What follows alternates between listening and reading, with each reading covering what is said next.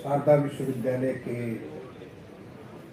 Pro chancellor आदरणीय Shri वाई.टी. Gupta ji, vice chancellor आदरणीय madam जयंती जी, आज के इस दीक्षारंभ कार्यक्रम में उपस्थित विश्वविद्यालय के deans, professors, other members of faculty, आए हुए तमाम सारे हमारे आज के मेहमानगण, हमारे आगरा के कुछ सम्मानित नागरिकगण भी जिन्हें मैं देख रहा हूँ, और इस कक्ष में और इसके अलावा 3 और कक्ष में डिजिटल माध्यम से जुड़े हुए तमाम सारे प्यारे बच्चों, मैं सबसे पहले तो आज के इस दीक्षारंभ कार्यक्रम में उन तमाम सारे छात्र छात्राओं का जो एक नए सपने लेकर के एक नए जीवन की शुरुआत करने जा रहे हैं, उन सबका अभिनंदन करता हूँ, इन सबको शुभकामनाएं देता हूँ।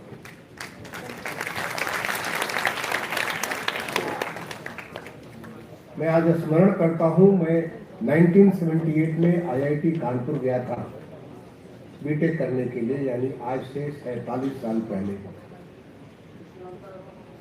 अपने आप को उतना पीछे ले जाकर के देखता हूँ कि कैसे किस प्रकार के सपने लेकर के हम कॉलेज में पहुँचते हैं और आगे की कैसे हमारी यात्रा बनेगी, जीवन में हम क्या कुछ करेंगे, तो सब कुछ वहाँ से निर्धारित होता है। तो आज का दिन ये आपके लिए बहुत ही महत्वपूर्ण दिन है। आप सबको मेरी बहुत बहुत शुभकामनाएं। मैं जयंती जी को धन्यवाद दूंगा क्योंकि ये मुझे पिछले साल भी दीक्षारंभ कार्यक्रम में आप सबके बीच जो आज सेकेंड ईयर के बच्चे हैं उन सबको संबोधित करने का मौका मिला था, और आज दोबारा आपने गुप्ता जी ने मुझे ये मौका दिया, इसके लिए मैं आपको बहुत बहुत धन्यवाद दूंगा। बच्चों से बात करके बहुत अच्छा लगता है, अपने आप को उतने साल पीछे जा करके उसी प्रकार की आपको युवा शक्ति आपको महसूस करना प्रारंभ कर देगा। आज का दिन आपका ये शिक्षारंभ नहीं बल्कि दीक्षारंभ। मैं विश्वविद्यालय को धन्यवाद देना चाहूंगा कि शिक्षारंभ यानी शिक्षा केवल ज्ञान के लिए होती है। आप इलेक्ट्रिकल इंजीनियरिंग पढ़ रहे हैं, आप कंप्यूटर पढ़ रहे हैं, एग्रीकल्चर पढ़ रहे हैं, फार्मेसी पढ़ रहे हैं, तो अपने ज्ञान का वर्धन कर रहे हैं। वो ज्ञान आप रोजगार के लिए करते हैं। ज्ञान अब आने वाले समय में अपने आप को अपनी आय का साधन, अपना जरिया बनाने के लिए आप ज्ञान लेते हैं, लेकिन आप आज शिक्षा नहीं बल्कि दीक्षारंभ है। दीक्षा जो होता है गुरु शिष्य परंपरा में, दीक्षा जो कहते हैं जो आपको एक नया जीवन देने जा रही है, जो आप शिक्षा के साथ ही साथ अपने जीवन में उस प्रकार का कायाकल्प करने जा रहे हैं, परिवर्तन करने जा रहे हैं, जो कि आपको हमेशा दृढ़ता देगा, आपको ऐसा आपके अंदर शक्ति देगा जिससे कि कभी भी अगर समुद्र में कितनी भी तेज लहर आ जाए, कैसी भी मजेदार बने, लेकिन आपको डिगने नहीं देगा, आपको लेकर के जिस रास्ता को आपने तय किया वहां तक पहुंचाएगा। वो आपका दीक्षा होता है। यानी इसमें हम केवल अपना इंटेलेक्चुअल डेवलपमेंट नहीं करते हैं, बल्कि इंटेलेक्चुअल के साथ साथ पर्सनालिटी डेवलप भी करते हैं, अपना स्पिरिचुअल डेवलपमेंट भी करते हैं। हम एक पूर्ण मानव होकर के निकलते हैं, और वही जरूरत है। आज समय बिल्कुल अलग है। 1978 जब मैंने बीटेक ज्वाइन किया था, तब में और आज में आसमान जमीन का फर्क है। अगर आप सोच करके देखिए, आज आप 2025 में बहुत ब्लेस्ड हैं। आज हमारा देश जिस प्रकार से दुनिया के देशों में जो स्थान रखता है और जो स्थान रखने का संकल्प लेकर के तेजी से आगे बढ़ रहा है। आपको पता है कि 15 अगस्त 2022 को लाल किले के प्राचीर से माननीय प्रधानमंत्री जी ने क्या कहा था कि आज अमृत काल का प्रथम बेला है, यानी it is the golden history of Indian history after independence, golden period of Indian history. उसकी पहली शुरुआत 15 अगस्त 2022 को हुई, और आने वाले 25 साल in this golden period India एक नई ऊंचाई पर पहुंचने वाला है, और वो ऊंचाई है प्रण के माध्यम से। जो पहला प्रण था वो प्रण था हमें विकसित भारत एट 2047, यानी जब हमारा देश आज़ादी के 100 साल पूरा करेगा तो हम एक विकसित देश होंगे। हम लोग जब छोटे बच्चे थे, जब हम पढ़ते थे, वो पूरे 40 साल की नौकरी कर गए सरकार के बहुत महत्वपूर्ण पदों में, जो कुछ आपने बताया, राज्य सरकार में, भारत सरकार में, तमाम सारी जिम्मेदारियां हमने निभाई, लेकिन हम हमेशा विकसित थे और हम सोच भी नहीं सकते थे विकसित, हम विकासशील थे। विकासशील से विकसित के बीच इतना बड़ा गैप है, इतनी बड़ी खाई है कि हम उसको पार करने का सोच भी नहीं सकते थे, हिम्मत नहीं थी हमारे देश में। लेकिन पिछले 10-11 साल में देश ने जिस प्रकार से अपनी सारी व्यवस्था में परिवर्तन किया, और सबसे बड़ी बात, व्यवस्था में परिवर्तन करना तो कोई कर भी सकता है, लेकिन सोच में परिवर्तन करना, संकल्प में परिवर्तन करना, एक इस प्रकार का एस्पिरेशन लाना कि हम अपने देश को, जो दुनिया के जो तमाम सारे विकसित देश हैं, जैसे अमेरिका है, जर्मनी है, इंग्लैंड है, ऑस्ट्रेलिया है, न्यूजीलैंड है, साउथ कोरिया है, अब सिंगापुर है, ऐसे देशों की श्रेणी में हम न केवल अपने पहुंचेंगे बल्कि उनमें भी अग्रणी श्रेणी में पहुंचेंगे और उसको करके हम दिखा रहे हैं। हर एक कोई महसूस कर रहा है, जैसे स्वच्छ भारत का भी आपने उदाहरण दिया। आप क्या 2014 के पहले सोच सकते थे कि हमारा देश इतना स्वच्छ होगा? हमें तो गंदगी दिखती भी नहीं थी। आपके घर के आगे गंदगी, कूड़े का ढेर पड़ा हो और आपको नजर भी नहीं आता था, आप इतने उससे यूज्ड हो चुके थे। लेकिन आज आपको गंदगी दिखती नहीं, बल्कि गंदगी को आप हटाना चाहते हैं, गंदगी से दूर होना चाहते हैं। आज हमारा देश, मैं नहीं कहता हूं कि बिल्कुल आइडियल पहुंच गया, जो कि हमने स्वच्छ भारत मिशन 2021 में स्वच्छ भारत मिशन 2.0 जब लॉन्च किया था, तो एक नए संकल्प के साथ, एक नए लेवल का स्वच्छ भारत के लिए हमने संकल्प के साथ कार्य किया था। माननीय प्रधानमंत्री जी ने बताया कि अब हमारा ये संकल्प है, यहाँ पहुंचना। अब हम इस प्रकार की चीजें सोच सकते हैं, पूरी दुनिया देख सकते हैं कि कैसे देखते देखते जहाँ पे गंदगी के साथ रहने की आदत लोगों को पड़ चुकी थी, देखते देखते कितना स्वच्छ हो। तो ये हमारा, आज आपका इंफ्रास्ट्रक्चर के बारे में उठा करके देख लीजिए, टेक्नोलॉजी के बारे में उठा कर जिस प्रकार से परिवर्तन पूरे देश में हो रहा है। आप हमारी अर्थव्यवस्था को देखिए, जो अर्थव्यवस्था 2014 में हम दुनिया में 5 जो फ्रेजाइल 5 अर्थव्यवस्थाएं थी, यानी कभी चकनाचूर, कभी भी बर्बाद हो सकती है, हमारा जो इन्वेस्टमेंट है सारा खत्म हो सकता है, ऐसा फ्रेजाइल 5 में हमारा नाम हुआ करता था। और आज हम दुनिया की चौथी बड़ी अर्थव्यवस्था बन चुके हैं। $4 ट्रिलियन से बड़ी अर्थव्यवस्था भारत बन चुका है। और वो दिन दूर नहीं जब हम बहुत जल्दी आने वाले 1.5-2 साल के भीतर हम दुनिया की तीसरी अर्थव्यवस्था बनेंगे। सबसे बड़ी अमेरिका, और उसके दूसरी नंबर पे चाइना, और तीसरा नंबर पे भारत का नंबर है। लेकिन यही नहीं, ऐसा नहीं कि हमने इसको जो हासिल कर लिया उसके बाद हम बहुत खुश हो गए। जो हमारे प्रयास चल रहे हैं, उस प्रयास से बहुत जल्दी हम $5 ट्रिलियन बनेंगे, $10 ट्रिलियन बनेंगे। और 2047 जो माननीय प्रधानमंत्री ने लक्ष्य रखा है, 2047 तक तो हम लगभग $40 ट्रिलियन के पानी बनेंगे।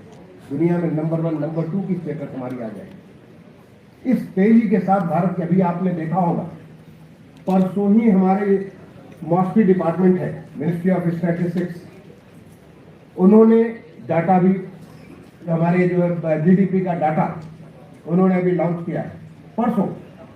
आपने देखा होगा भारत का क्या हमारा ग्रोथ था इस पिछले क्वार्टर में, 7.8% का रियल ग्रोथ था। ऐसे तो 8.8%, नॉमिनल के तौर पर 8.8% का ग्रोथ था, और हमारा रियल ग्रोथ 7.8%। दुनिया में कहीं इस प्रकार का नहीं।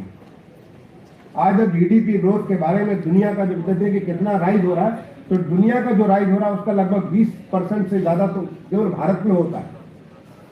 ये आज भारत की अर्थव्यवस्था तेजी के साथ आगे बढ़ रही है। तो हमें इस बात का विश्वास है कि जो माननीय प्रधानमंत्री विकसित भारत 2047, जो दूसरा उन्होंने प्रण किया कि गुलामी की मानसिकता से बाहर निकलने, ये हम लोग के दिमाग में इतनी सारी गुलामी भर रखी थी।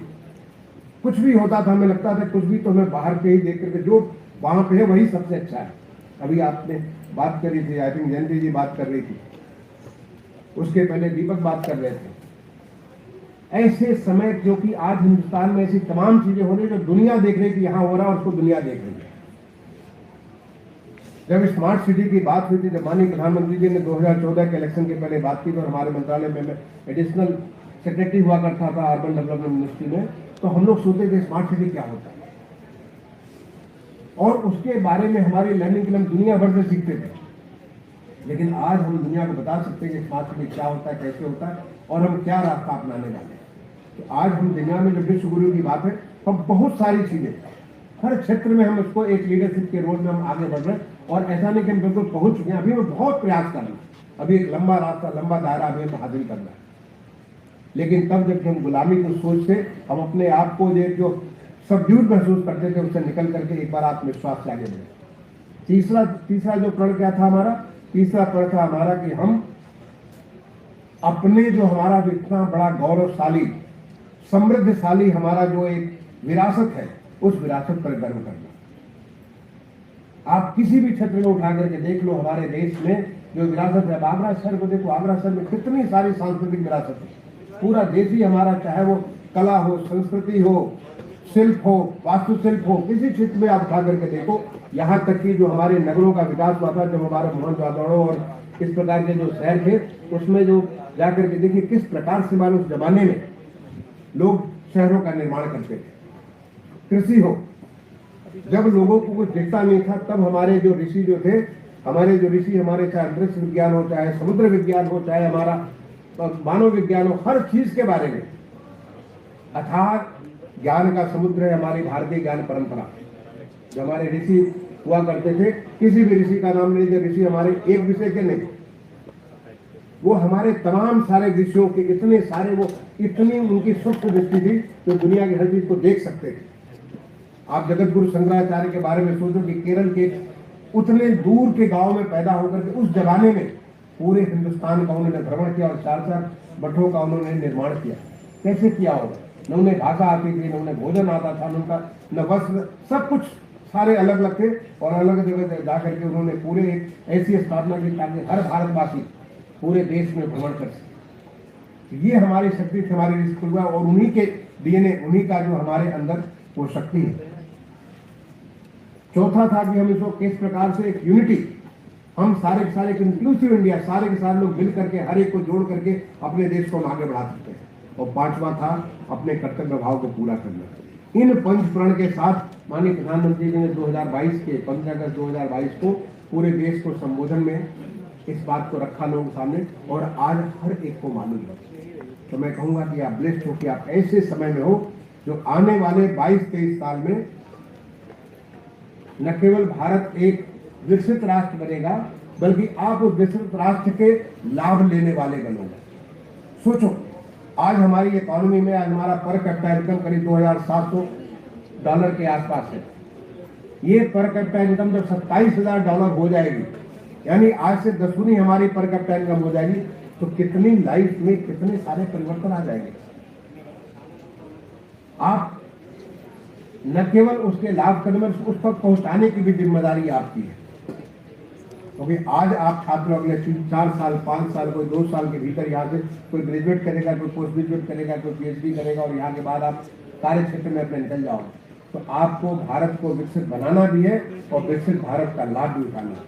क्योंकि आप जिसमें हमारा देश विकसित भारत बनेगा, अब हम प्राइम एज में हो गए, आप 45 साल 50 साल उस एज में हो गए, जो कि बिल्कुल प्राइम एज होती है, तो आपकी जिम्मेदारी बहुत ज्यादा बढ़ जाती है। इसलिए आज का जो दीक्षांत ब्रह्म कार्यक्रम है, इस बैकग्राउंड में, इस पृष्ठभूमि में और भी ज्यादा महत्वपूर्ण हो जाता है। एक जो छात्र है, उस छात्र के लिए जो हमारे जो नीति शास्त्र है, नीति शास्त्र में बहुत अच्छा एक श्लोक है जो मुझे, मैं सोचा कि इसको आपको बताऊं। काक चेष्टा बको ध्यानम स्वान निद्रा तथैव च, काक चेष्टा बको ध्यानम स्वान निद्रा तथैव च, अल्पाहारी गृह त्यागी विद्यार्थी पंचलक्षण। ये विद्यार्थी के 5 लक्षण हैं कि काक चेष्टा, आपने कौवे को देखा होगा, कहीं से दूर से सब चीजों को देख लेता है, किस प्रकार से प्रयास करता है कि आपको कहीं अच्छा नजर आ रहा है तो आप उसको तुरंत वहां तक पहुंच जाएंगे और वो प्रयास करेंगे, उसको हासिल करने का प्रयास करेंगे। बको ध्यानम, योर फोकस इज लाइक, बगुले का जैसा जो स्वान होता है, वो जो बगुला होता है, उसके जैसा आपका ध्यान होगा कि हमने ये करना है तो इसको पूरा करना ही करना है, और इस लक्ष्य को, आपका लक्ष्य साधन करने के लिए आपका उसके हिसाब से ध्यान होगा।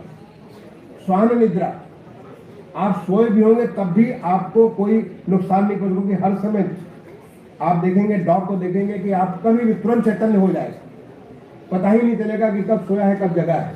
वो सो रहा है लेकिन सोने के बाद भी बाहर की चीजों को देख रहा है, और वो आपके उस प्रकार की बात होनी चाहिए। अल्पाहारी, that is health is very very important. हमें आपके लिए स्वास्थ्य बहुत जरूरी है, और गृह त्यागी। अब आपको अब घर से जो है अब आप निकल करके, अब आप माँ बाप के आंचल से निकल करके अब आप एक नई जिम्मेदारी लेकर के आप विद्यार्थी के रूप में काम कर रहे हो। ये आपके लिए जो बहुत महत्वपूर्ण हमारे नीति शास्त्र में, यही एक विदुर नीति, जो महर्षि विदुर थे, आप सब जानते होंगे विदुर के बारे में। विदुर ने एक बहुत अच्छी बात कही है कि अगर आपको उन्नति, आपको आप चाहते अपना प्रोग्रेस चाहते हैं, अगर आप वैभव चाहते हो, तो उन्नति और वैभव करने के लिए आपको उन्होंने कहा कि षट दोषा पुरुषेण है हातव्या भूत व्यवस्था निद्रा तंद्रा भय क्रोधा आलस्यम दिग्सुता। यानी आपको निद्रा, आपको ये 6 बातों को त्याग देना है। एक अच्छे बच्चे के रूप में, एक अच्छे विद्यार्थी के रूप में इन 6 चीजों को त्याग करना है। सबसे पहला क्या त्याग करना है? निद्रा। वो पता चला कि आप अब 12 घंटे 14 घंटे सोने वाले कुछ लोगों की आदत होती। अब आपको अपना ध्यान रखना है कि आप जो आवश्यक है, सोना बहुत आवश्यक है, ताकि उसमें हमारा पूरा का पूरा सिस्टम रिजुवनेट होता है। लेकिन आपको 6 से 7 घंटा बहुत काफी है। मैं तो 5 घंटा सोता हूँ, 6 से 7 घंटा बहुत काफी है। अब आपको निद्रा के ऊपर कंट्रोल करना बहुत जरूरी है। तंद्रा, आप जगे हुए लेकिन हर समय दवाई लिए जा रहे हैं, आपका ध्यान नहीं हो रहा। आप देखेंगे अक्सर बहुत सारे लोगों को देखेंगे लगातार दवाई लिए जा रहे हैं, वो तंद्रा से आपको बाहर निकलना है। भय, हर नई चीज से आपको डर लगता है, और नई चीज पे ही नया वेंचर करना आज की डेट में, जैसे आप लोग बात करते हैं एंटरप्रेन्योरशिप का जमाना है, तो आपको भयमुक्त होकर के काम करना है। अगर आप भय रखोगे तो फिर नया चीज कर नहीं सकते। क्रोध, क्रोध के ऊपर आपको नियंत्रण करना है। क्रोध होगा तो फिर आपके जो बात कर रहे थे कि इंटरपर्सनल रिलेशनशिप की बात कर रहे थे गुप्ता जी, तो इंटरपर्सनल रिलेशनशिप आपका समाप्त हो जाएगा। आलस्यम, आलस्य, और द लास्ट इज दीर्घ सुतता। हर चीज को चलो कल करेंगे, आज नहीं कल करेंगे, कल नहीं परसों करेंगे, परसों नहीं उसके बाद करेंगे, कोई बात नहीं, अभी कौन सा समय जाया जा रहा है, वो तो अभी उसका लास्ट डेट बचा हुआ 10 तारीख है, हम 10 तारीख के लिए चलो 9 तारीख की रात में काम चालू करेंगे। ये हमारी प्रोक्रेस्टिनेशन, अंग्रेजी में जो कहते हैं, हर चीज को प्रोक्रेस्टिनेशन करते चले जाओ, तो उसको भी इसके लिए तो विदुर ने कहा कि आप उससे भी जब अगर आप चाहते हो कि जिंदगी में आपको यश चाहिए, आपको ऐश्वर्य चाहिए, आपको जो है अपना डेवलपमेंट चाहिए, विकास चाहिए, तो फिर इन 6 चीजों से आपको अपने को मुक्त रखना पड़ेगा, तब जाकर के आप कर सकते हैं। मैंने आपको ये इसमें बैकग्राउंड दी, तो ये हमारे अंदर है, जो हमारे जो ये हमारी जो नीतियां जो है हम सबके भीतर है, और उन नीतियों का सब में पालन होना चाहिए, क्योंकि आप उससे यूज हो।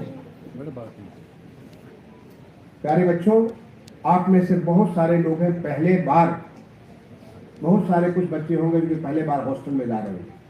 अगर हॉस्टल नहीं जा रहे होंगे तो पहले बार आपको लंबा समय तक के लिए कॉलेज में आने का मौका मिल रहा है।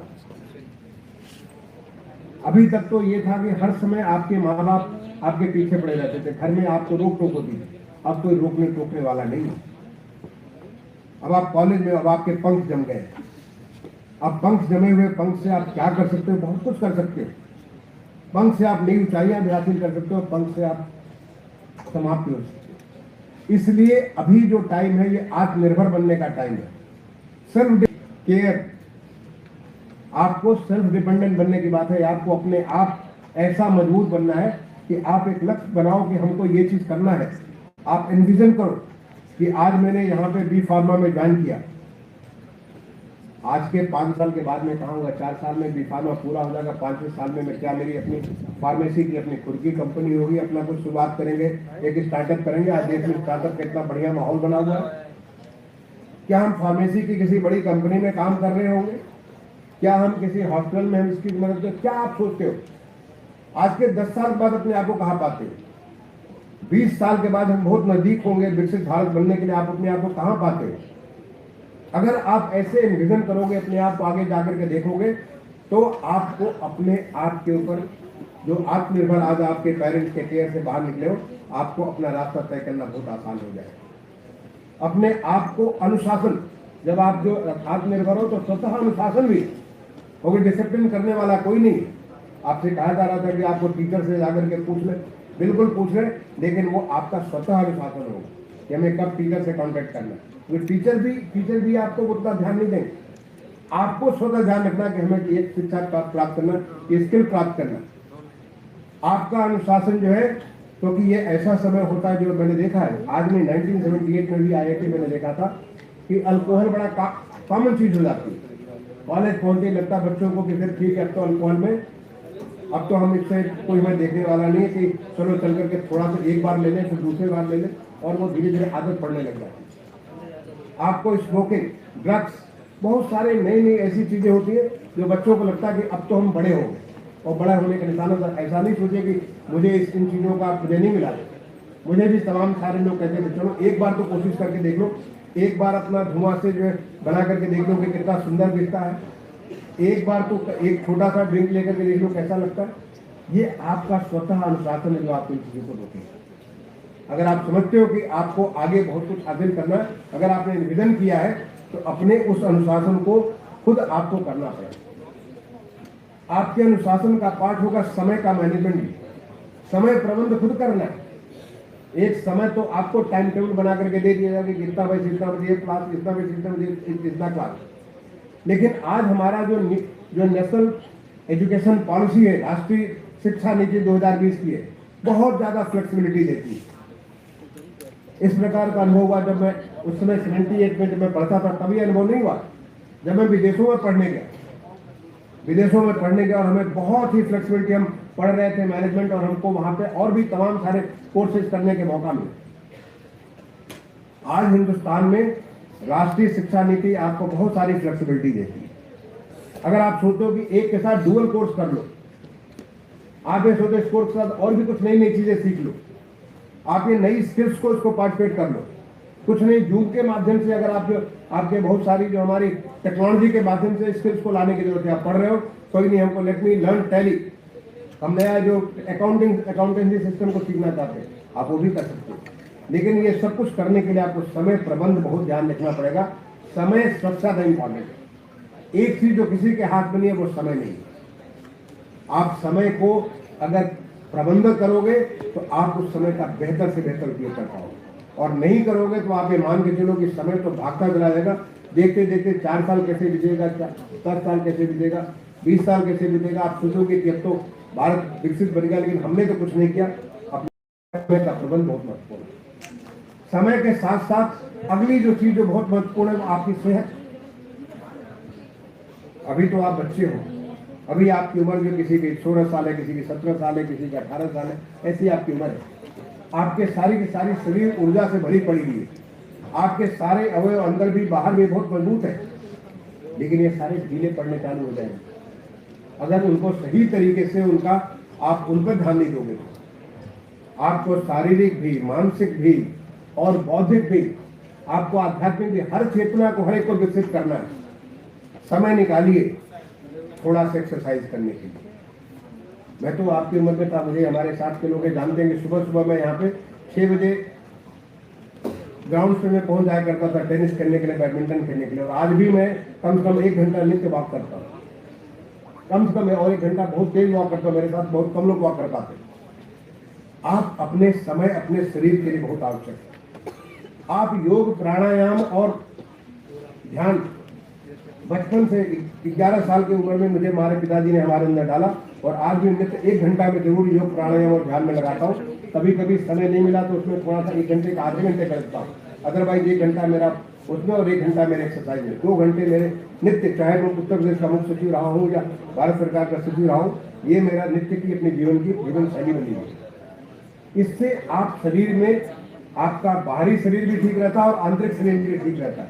आपका आध्यात्मिक शरीर भी आपका सही रहता है। आप अपने को विकास करने के लिए अपने को ऐसी ऊर्जा दे सकते हो जिससे कि आप जो चाहते हो उसको आप हासिल कर सकते हो। साथ ही साथ न्यूट्रिशन, जो अल्पाहारी की बात मैंने की थी, न्यूट्रिशन बहुत आवश्यक है। बड़ा अच्छा लगता है कि चलो ये बहुत सारे तमाम किस्म के फूड्स अवेलेबल है मार्केट में, लेकिन आप उन फूड्स के बारे में सोचो जो कि आपके शरीर को भी और आपके मस्तिष्क को भी और आपके आध्यात्मिक चेतना को भी सही पहुंचा दे। हो सकता है कभी कभी आपको कुछ ऐसा जगह, कुछ आपको ऐसे कुछ खाने को मिले, लेकिन क्या आप सोचते हो कि उसको करने से हमारे शरीर को क्या लाभ मिल रहा है? कैसे हमारी वृद्धि हो रही है, जो हम आगे अपने को सोचें, जो हमने एनविजन किया उसको हासिल करने में कैसे मदद करेगी। तो इसलिए आपका न्यूट्रिशन बहुत ही महत्वपूर्ण हो जाता है। आपको चाहिए तो यहाँ पे मैं सोचता हूँ न्यूट्रिशनिस्ट आपके गाइडेंस काउंसलिंग होंगे, आप उनसे बात कर सकते हो, लेकिन उसमें स्टिक करना ये, क्योंकि आपकी सेल्फ डिसिप्लिन है।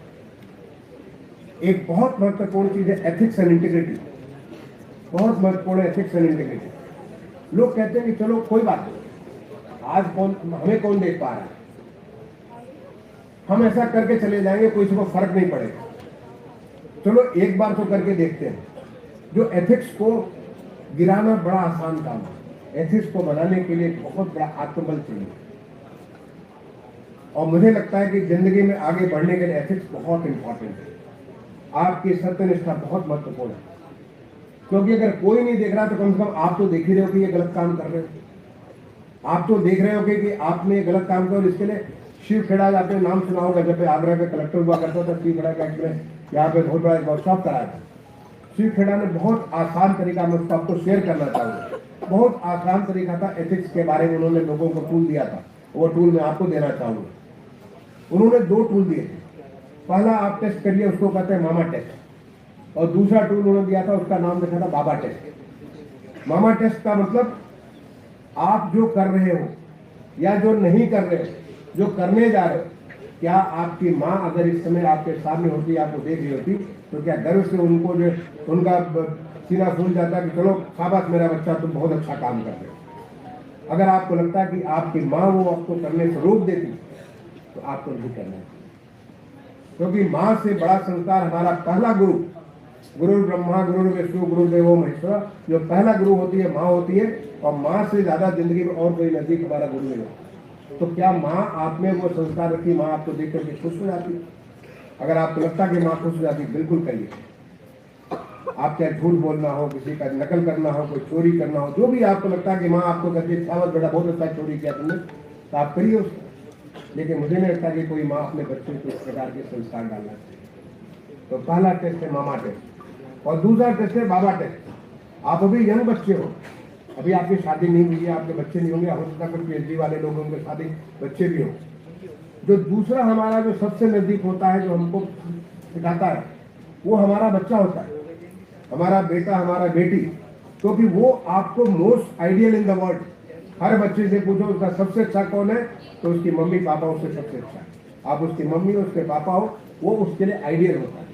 और अपने आइडियल को, जैसे भगवान को आप चाहते हो कि भगवान का बड़ा सुंदर चेहरा हो, भगवान अच्छे पोशाक में हो, भगवान का अच्छा आसन हो, भगवान का अच्छा मंदिर हो, आप जैसे पूछते हो, अपने आइडियल को कोई गिरने नहीं देना चाहता। तो अगर आपको लगता है कि आप जो काम कर रहे हो या काम नहीं कर रहे हो, जो करने जा रहे हो, अगर आपका बच्चा देख रहा होता तो क्या कहता है, शाबाश पापा बहुत बढ़िया, बहुत अच्छा काम करो, मुझे भी ऐसे करना चाहिए, बहुत अच्छी मम्मी तुम्हें भी ऐसे करना चाहिए। आपको लगता है कि आपका बच्चा जो अगर आपको शाबाशी दे रहा है, कह रहा है कि चलो मैं भी तुम्हारे पीछे यही काम करूंगा,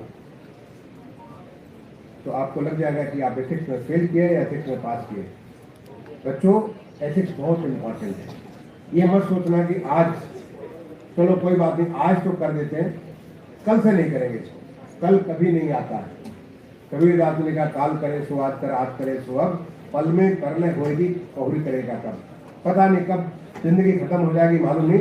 अगर करना है तो आज करो, कल की बातें न सोचो। इसलिए तुम्हें अपने एथिक्स पे बहुत इंपॉर्टेंट ध्यान रखना, एक ऑलराउंड पर्सनालिटी बनाना, आपको माहौल मिलना है।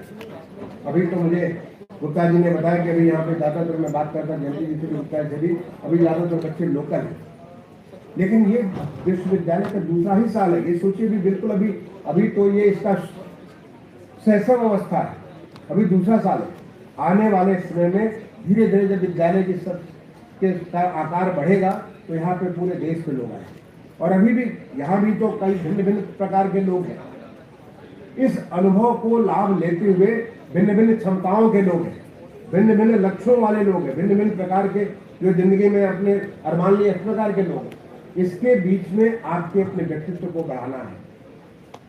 आप अगर सोचो कि केवल हमको पढ़ करके बी फार्मा करना है, तो केवल फार्मेसी की किताब पढ़े, इम्तहान दे और 100 में हमको 90 नंबर आता था, फर्स्ट डिवीजन आता था और हम 90 नंबर पास करके हम इसको बहुत अच्छा कर लेंगे, नहीं हो सकता कि आप फार्मेसी में थोड़े दिनों के लिए अच्छा कर लें, लेकिन जिंदगी केवल फार्मेसी नहीं होती। जिंदगी में बहुत कुछ चीज करना पड़ता है। आपके व्यक्तित्व के विकास के लिए ये आवश्यक है कि आपका ओवरऑल पर्सनालिटी डेवलपमेंट होना चाहिए, और वो आप कर सकते हैं। विद्यालय आपको एनसीसी की सुविधा देता, मैं देखा बहुत अच्छा। मैं भी एनसीसी में सी सर्टिफिकेट होल्डर भी हूँ और मैं अंडर ऑफिसर भी रहा। एनसीसी का जो हाईएस्ट हो सकता है, इनफैक्ट जब मेरा आईएएस में सिलेक्शन हुआ तो मेरे पास एनसीसी की डीडी ने चिट्ठी लिखी। मुझे गर्व है कि मेरा एक बच्चा जो आईएएस में सेलेक्ट हुआ, जो कि तमाम सारी जगह मेरे इंटरव्यू छपे थे।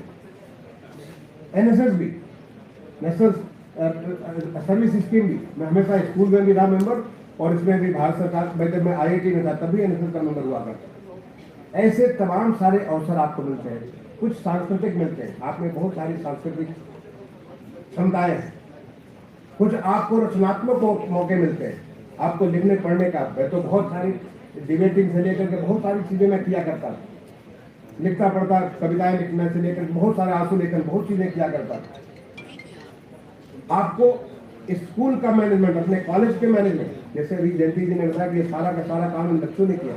वॉलंटियर करिए अपने आप को, ये मत सोचिए कि चलो हमको कोई बुलाएगा, खुद वॉलंटियर करिए कि जो ये फंक्शन होने जा रहा है, ये अभी आपको फला दिन का फंक्शन होने जा रहा है, उसमें मैं भी पार्टिसिपेट करूंगा, मैं मदद करूंगा इसको काम को कराने। क्योंकि जो आप करते हो उससे नई नई चीजें सीखते हो, कुछ गलतियां करते हो और गलतियां करके कुछ नया चीज सीखते हो।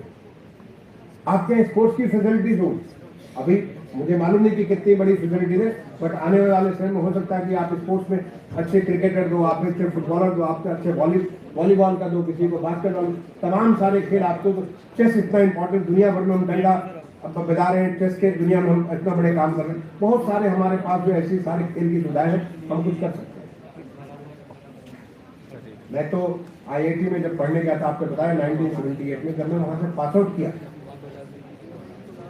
तो वहां की इलेक्ट्रिकल इंजीनियरिंग में highest, I was the topper of electrical engineering 10.0 CPI.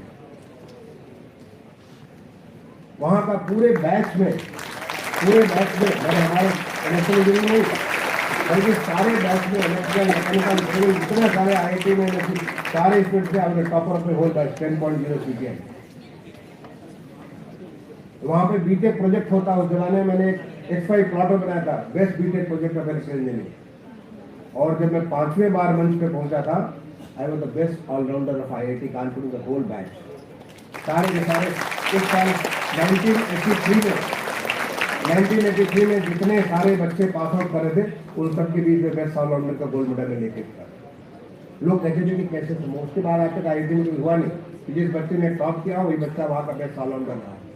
लेकिन मैं उसमें बेस्ट ऑलराउंडर भी था और वहाँ का बेस्ट टॉपर भी था। क्यों? लोग कहते थे कि तुम कैसे करते हो। अगर आप इन चीजों पे ध्यान दोगे, मैं टेनिस भी खेलता था, बैडमिंटन भी खेलता, सब कुछ खेलना दौड़ना, कानपुर से लखनऊ में दौड़ करके गया।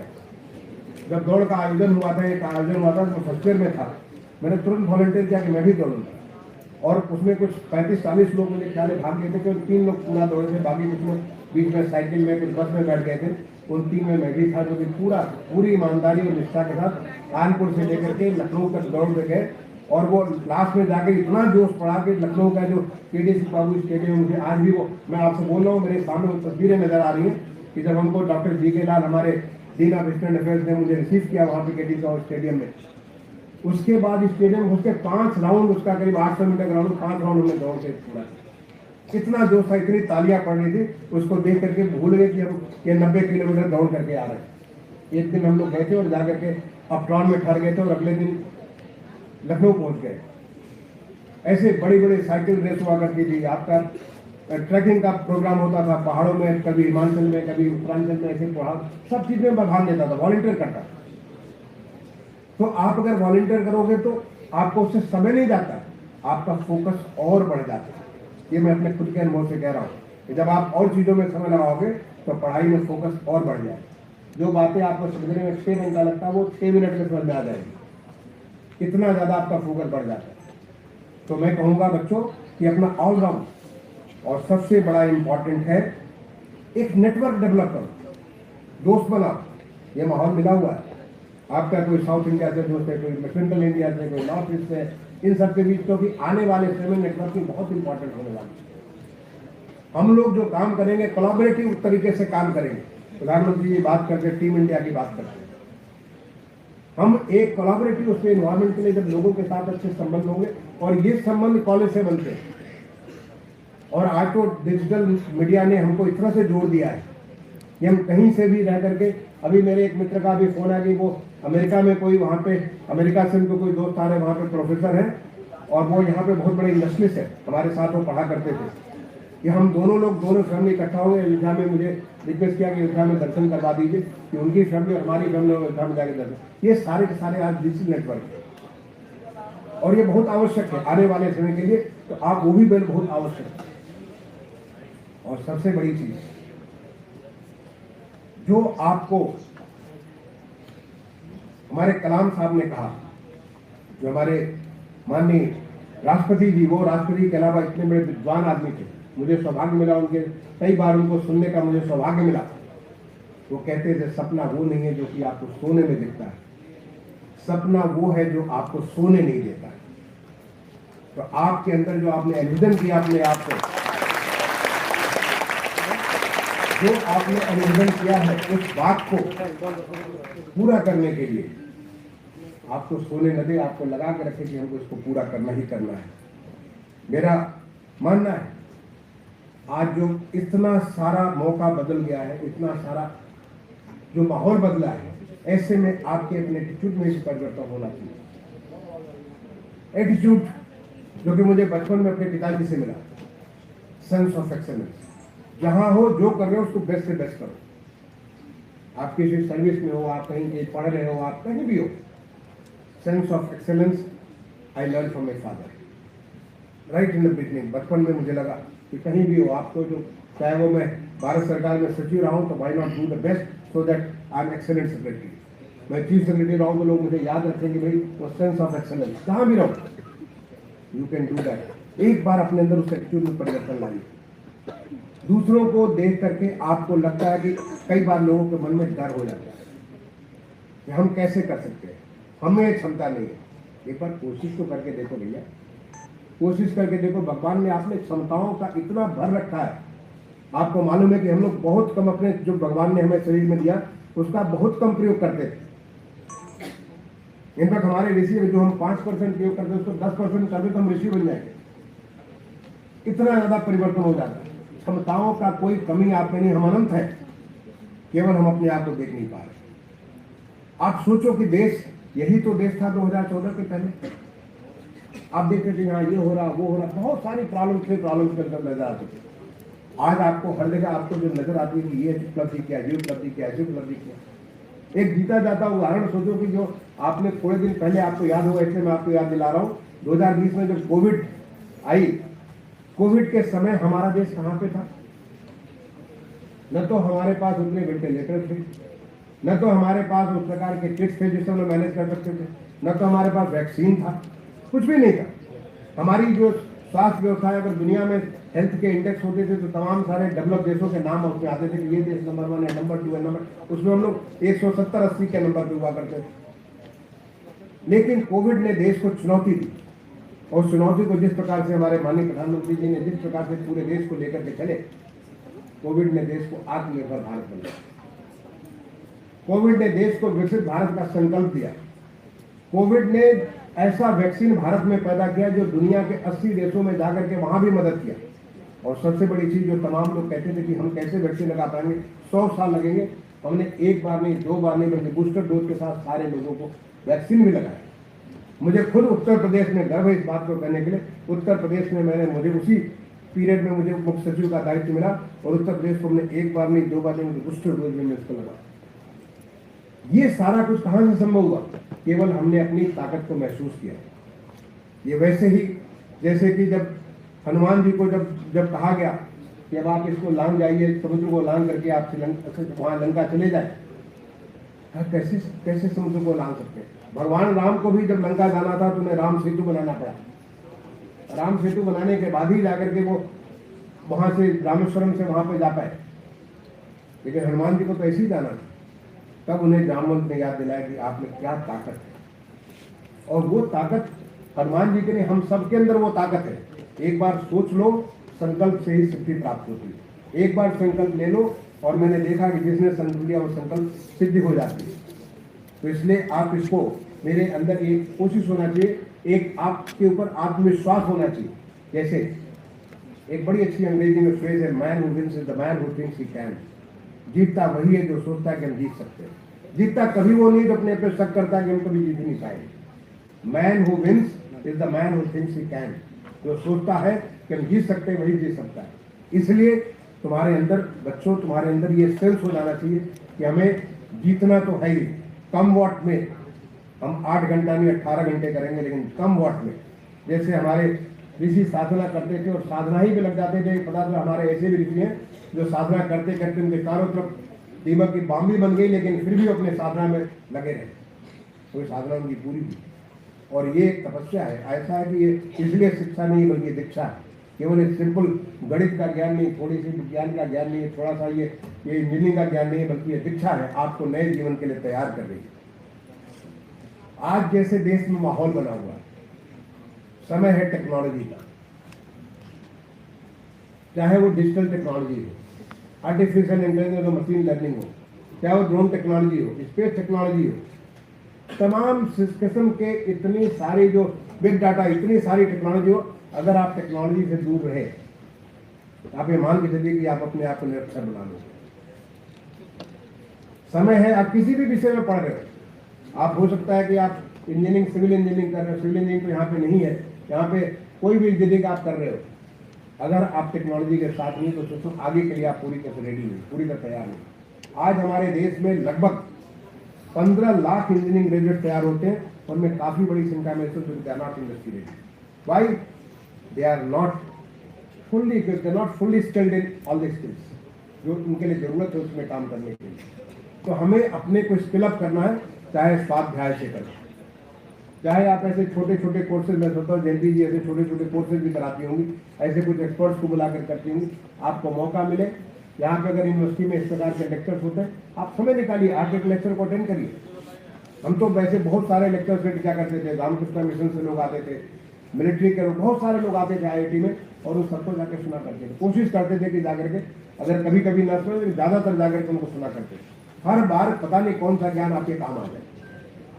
तो इसलिए आवश्यक है कि हम टेक्नोलॉजी से, टेक्नोलॉजी के जो नई नई चीजें आ रही हैं, उन चीजों को अपने आप को व्यस्त करें। आज समय है सस्टेनेबिलिटी का, यानी our concern on ecology, concern on environment, concern on the green energy. जो एनर्जी से इतना ज्यादा पोल्यूशन होता है, तो हम उसको ग्रीन एनर्जी के बारे में, ग्रीन हाइड्रोजन मिशन हमारे देश का एक नेशनल मिशन है। उस मिशन के साथ कैसे हम चीजों के, हमारे दिमाग में ग्रीन थिंकिंग होनी चाहिए, कैसे हम पोल्यूशन को कम करेंगे। मैं बात हो रही थी रिड्यूस, रीयूज एंड रिसाइकिल। ये जो बेसिक कॉन्सेप्ट है हम कर रहे हैं, तो उससे क्या हम पोल्यूशन को कैसे, चाहे वो एयर हो, चाहे वो वाटर हो, चाहे वो अर्थ हो, कैसे हम उसको पोल्यूशन से कम कर सकते हैं, पोल्यूशन के लोड को कैसे हम कम कर सकते हैं। ये हमारे थिंकिंग का, जो प्रधानमंत्री जी ने एक मंत्र दिया, लाइफ स्टाइल फॉर एनवायरमेंट, हमारी ऐसी लाइफ स्टाइल हो जो एनवायरमेंट के, जो पर्यावरण उसके अनुकूल हो जाए। तो ये हमारे अंदर सोचने के अंदर सस्टेनेबिलिटी आती है। कुछ भी कर रहे हो, कैसे हम उसको सस्टेनेबल सोल्यूशन दे सकते हैं ताकि वो सतत बना रहे। कैसे हम इसको, जैसे आज की डेट में सेमीकंडक्टर पे बहुत काम चल रहा है। पहले बार देश, कल ही आपने सुना होगा माननीय प्रधानमंत्री जी सेमीकॉन को एड्रेस कर रहे थे। एक चिप, छोटा सा चिप, हम लोग पढ़ा करते थे इंजीनियरिंग कॉलेज में, IIT में पढ़ा करते थे, वो चिप से कितना परिवर्तन हो सकता है। और आज हमारा देश 10 जगह सैंक्शन हो गया, हमारा देश इतने सारे चिप प्रोड्यूस करने जा रहा है। और प्रोड्यूस करेगा तो कहाँ उपयोग होगा? लोगों की जिंदगी को सुधारने के लिए, लोगों की जिंदगी को आसान करने के लिए, हमारे जीवन के व्यवसाय को आसान करने के लिए। वहां पे, क्योंकि ये आज स्टार्टअप, इनोवेशन, इंक्यूबेशन, एंटरप्रेन्योरशिप इतनी ज्यादा बढ़ रही है, हमारे देश में बढ़ रही है। आपको उसके तरफ सोचना है कि हम क्या कुछ और नया कर सकते हैं, कैसे हम अपने को अपने आने वाले समय के लिए तैयार कर सकते हैं। आज समय है इंफ्रास्ट्रक्चर के बारे में। देश का इंफ्रास्ट्रक्चर इतना तेजी से बढ़ रहा है। इंफ्रास्ट्रक्चर में, चाहे वो एयर के बारे में हो, चाहे वाटर के बारे में हो, आप देखिए कि जलमार्ग के बारे में चाहे वो इंफ्रास्ट्रक्चर हमारा रोड के बारे में हो, चाहे वो इंफ्रास्ट्रक्चर हमारे मेट्रो सिस्टम के बारे में, इतना परिवर्तन हो रहा है। आप जब इंजीनियरिंग स्किल्स ले रहे हो, तो क्या स्किल्स है, आप इंफ्रास्ट्रक्चर में क्या कुछ नया कर सकते हैं, कैसे हम कॉस्ट को कम कर सकते हैं, कैसे हम पोल्यूशन लोड को कम कर सकते हैं, कैसे हम लोगों के सेटिस्फेक्शन को बेहतर कर सकते हैं, आप इस क्षेत्र में क्या क्या काम कर सकते हो। आज समय है स्मार्ट डेवलपमेंट। स्मार्ट डेवलपमेंट मतलब जब स्मार्ट सिटी का उद्घाटन का शुभारंभ किया था माननीय प्रधानमंत्री जी ने 25 जून 2015 को, तो उन्होंने बड़ी अच्छी बात की थी। स्मार्ट मतलब to get more from less. कैसे हमारे पास जो सीमित संसाधनों से अधिक कैसे लोगों को सेटिस्फाई कर सकते हैं। आप उस लाइन में सोचो कि क्या हम स्मार्ट में बता सकते हैं कि हमारे पास इतना उपलब्ध है और इससे हम अधिक से अधिक लोगों को सेटिस्फाई कर दें। तो what is available, what is the infrastructure and what is smart layer of technology we can lay there, जिससे we get the best use, उसका मोस्ट ऑप्टिमम यूज करें। कैसे हम वेस्ट से वेल्थ बना सकते हैं, यानी कूड़े को कंचन में कैसे परिवर्तित कर सकते हैं, दैट इज द स्मार्टनेस। क्योंकि नेचर ने कभी हमको कोई भी चीज कूड़ा नहीं बनाया। नेचर में there is nothing like waste. Nature always recycles, it always go into the circular होता है।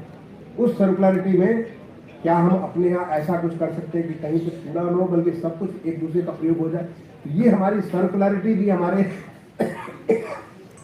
दिमाग का पार्ट होना चाहिए। आपको सोचना चाहिए कि कैसे हम समाज के लिए बहुत उपयोगी बन सकते। आप आए हो, आपके हो सकता है कि माँ बाप किसान हो, आपके माँ बाप व्यवसायी हो, आपके माँ बाप किसी सर्विस सेक्टर में लगे हो।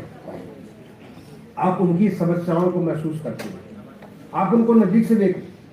नहीं तो मैं समझता हूँ यूनिवर्सिटी एक कार्यक्रम चलाती होगी उन्नत भारत अभियान, जिसमें कनेक्ट करती होगी आसपास के गांव से कनेक्ट करती हो। आप जाओ गांव में जाकर के देखो कि किसान की क्या तकलीफ है। उन तकलीफों को दूर करने के लिए क्या हम टेक्नोलॉजी का प्रयोग कर सकते हैं? उन तकलीफों को दूर करने के लिए क्या हम अपने ज्ञान का प्रयोग कर सकते हैं? क्या हम उसके जीवन को और बेहतर सुधार कर सकते हैं? आप प्रैक्टिकली सोचो कैसे हम समाज के लिए उपयोगी बन सकते हैं, चाहे वो कृषि के बारे में हो, व्यवसाय के बारे में हो, पशुपालन के बारे में हो, मत्स्य पालन के बारे में हो। क्या कुछ है, हम क्या कुछ कर सकते हैं। जब आप समाज के लिए उपयोगी बनोगे तो आपकी शिक्षा अपने आप बहुत ज्यादा उपयोगी हो जाएगी, और वही असली शिक्षा है। मैं एक और मिशन यहाँ पे बहुत इंपॉर्टेंट मिशन मैं समझता हूँ, उसके पार्ट होंगे राष्ट्रीय आविष्कार मिशन, जिसमें आप स्कूलों से कनेक्ट करते हैं बच्चों में मैथमेटिक्स के बारे में, टेक्नोलॉजी के बारे में, साइंस के बारे में कनेक्ट करके। अगर नहीं है तो मैं कहूँगा एजेंसी से आप उससे कनेक्ट करिए। जब बच्चे आसपास के स्कूलों में जाएंगे, जाके उन बच्चों से कनेक्ट करेंगे, जब आपके यहाँ जब वो आपको कनेक्ट करेंगे, आके देखेंगे, तो वो बच्चे आने वाले समय में आपके फ्यूचर स्टूडेंट होंगे। वो आने वाले समय में हमारे देश के लिए एक महत्वपूर्ण स्तंभ बन करके जाएंगे। मैं कुछ चीजों को मैं इन चीजों को समराइज करना चाहूंगा। जो बातें मैंने कह रहा था, इन बातों को मैं कुछ समराइज करना चाहूंगा। सबसे बड़ी चीज है कि थिंक पॉजिटिव। आप ये सोचो कि कैसे क्या पॉजिटिविटी, नेगेटिविटी नहीं, आपके पॉजिटिविटी चीजों को कैसे आप पॉजिटिव उसमें डाल सकते हैं। ये आपका सोचने का तरीका हो जाना चाहिए। Be the solution providers. बहुत सारे लोगों को मैंने देखा कि वो कुछ भी हो, उन्हें तुरंत लगता है कि जिंदगी तो समस्याओं से भरी पड़ी। ऐसा नहीं, जिंदगी तो समस्याओं से भरी पड़ी, इसमें कोई डाउट नहीं। लेकिन उन समस्याओं के बीच, हर एक समस्या के बीच, आप जानते हो नेचर में जहाँ कहीं वो कांटा होता है उसके पास में पालक भी होती है। जब लोग पहाड़ में जब ट्रैकिंग करने जाते थे तो कहता कि कांटा लगे तो देखना वहीं पास में पालक होगा, उसको लेकर रगड़ दो, आपका सारा का सारा वो बिच्छू बूटी कहते थे, जिसे हमको जैसे लगता था बिच्छू ने डंक मारा तो बगल से पालक लेकर रगड़ दिया, अपने आप बिच्छू बूटी खत्म हो। नेचर हर समस्या का समाधान साथ में देती है। तो बी ए सोल्यूशन प्रोवाइडर। आपका दिमाग सोल्यूशन पे चलना चाहिए, प्रॉब्लम पे नहीं। तो प्रॉब्लम पे चलोगे तो कभी प्रॉब्लम से निकल ही नहीं सकते। प्रॉब्लम हमेशा आपको नीचे गिराएगा, सोल्यूशन आपको ऊपर उठाएगा। आपको कोई हाथ पकड़ करके कोई नहीं करेगा। वॉलंटरी, बी ए वॉलंटियर। ऑलवेज कम फॉरवर्ड कि हम कर सकते हैं।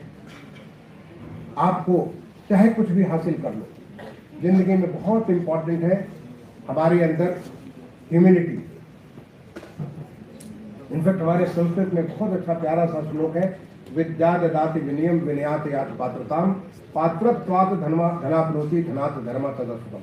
यानी जो अल्टीमेट लाइफ का गोल है, जो सुख है, उसको प्राप्त करने के लिए आपके अंदर ह्यूमिलिटी जो विनय है वो आपके अंदर आना चाहिए। आप चाहे जो भी अचीव कर लो, बहुत सारे क्या किया आपने, हमने फला चीज कर लिया, नहीं, आगे बहुत कुछ करने को हासिल है। आप जब तक ह्यूमिलिटी रखोगे तब तक आपको हमेशा आप आगे बढ़ते जाओगे।